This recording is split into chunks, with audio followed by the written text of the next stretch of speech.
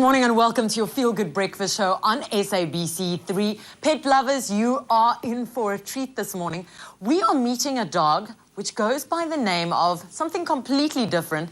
It goes by the name of, and I've got it here, a Chinese guardian lion or a lion dog, because it looks like one of those Chinese guardian lions, you know, the ones that you see across the Chinese buildings in China, often seen in photographs. Am I confusing you right now? You're not too sure what dog I'm talking about? Well, take a look at this funny clip.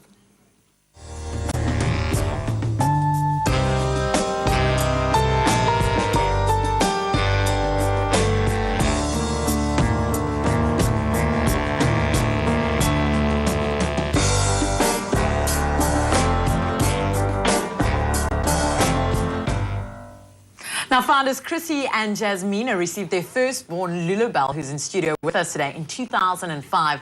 Sent from Johannesburg as a surprise for Chrissi by her sister. A surprise she was. A little Lulu, a Pekingese, arrived at Cape Town International Airport on a cold winter's evening, completely unaware to the greater impact her arrival would create. And Chrissi is here in studio with her little Lulu-Belle to tell us more about this fabulous breed. But first, tell us, what was it like meeting Lulu-Belle for the first time? It was quite a shock. I didn't expect to get a dog. She was a surprise. But she was so small and fluffy with this little flat nose against the box that she was sent down in. It was quite a shock, but I mean, look at her. She's so cute.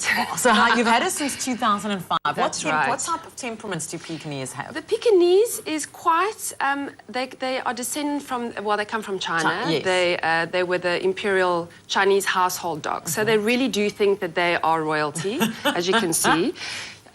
They're very easy dogs to live with. They don't need a lot of exercise. They need a lot of grooming, lots of hair. I want to ask you about the grooming. How long does it take you?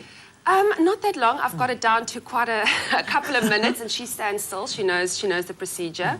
But yeah, they need to be groomed at least once a day to minimum 3 times a week. So how do you groom her? What is your procedure with grooming? Lots of brushing. Lots of brushing. I've washed her myself. I dry her myself. I don't trust other people to do it. So she really is spoiled, and she's so relaxed. What type of family should get a dog like this? I think not children. They don't deal well with being pulled or kind of rough handled. They don't like that. So because they also don't need that much exercise, older people tend to have Pekingeses, which works quite well. I lived in an apartment, so that was perfect for her. She didn't need a lot of, big garden to run around in. They do need to be walked every day, but definitely not small children. So I would say like teenager up, or, And how do you know that you're going to a reputable dealer or breeder when it comes to I think definitely research. You've got to do your research. There's a lot of scams going on where people actually have paid money and then there are no dogs to receive. There's quite a lot of, you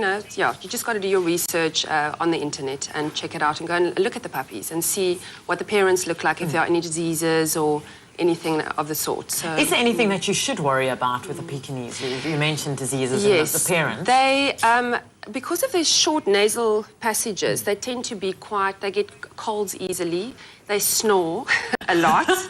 No, you're kidding. Yeah, she doesn't sleep in the bedroom anymore. No. She sleeps in the lounge. And also their backs, they're quite a little bit of a longer breed, so their lower backs can create problems. But besides that, they're quite hardy. Now, when I was a kid, a friend of mine had a Pekingese and the eyeball popped out.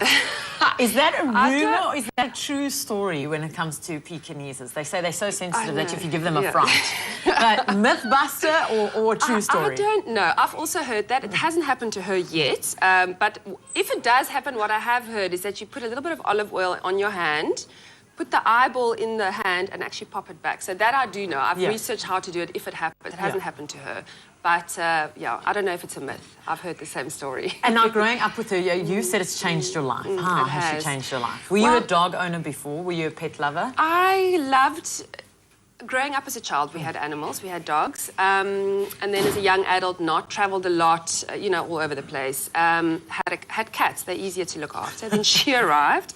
She did change my life in the way that it's, it's a lot more attention that you have to give them, the walks, the grooming. You can't just leave them anywhere.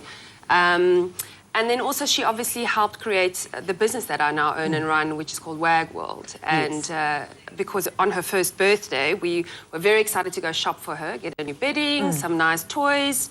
and didn't actually find anything that we liked. And that was kind of an idea that was born through her. So, well, we are going to chat about Wag World in just a little bit, so you're going to be joining us for the rest of the morning with Lulu-Belle. We'd love to know from you, if you're a Pekingese owner, why don't you put a photo of your pet on our Facebook page, eXpresso Morning Show SABC3. We're chatting to Chrissi and Lulu-Belle a little bit later about their business Wag World. But in the meantime, let's stay laughing with this funny video clip.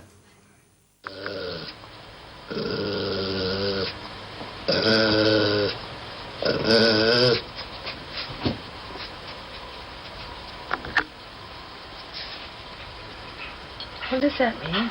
What is that? What is it? Is it a book of Pekingese? Stay with eXpresso and SABC3.